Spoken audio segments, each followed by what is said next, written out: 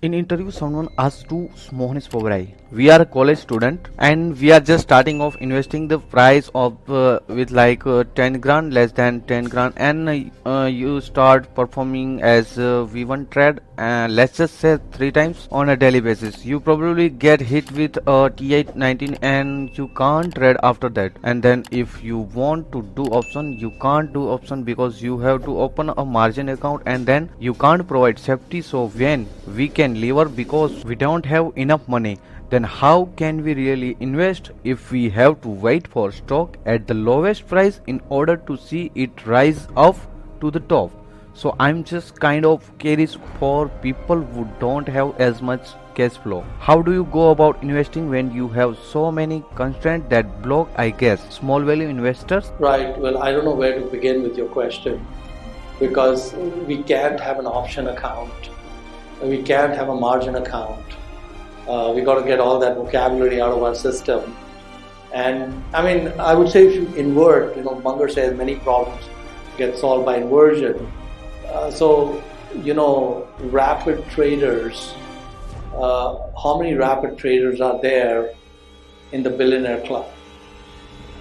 It's like, the thing is that, and what percentage of rapid traders made it to the billionaire club?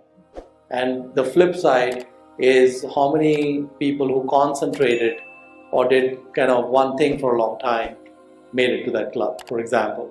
So I think that the important thing is that to be patient and not be in a hurry. I just pointed out that my daughter has 5,000. She makes nothing more for the whole life, earns 15% a year, which is every 5 years is doubling. She ends up with 5 million. So if you had 10,000, you don't need heroics to get to great numbers. You need patience.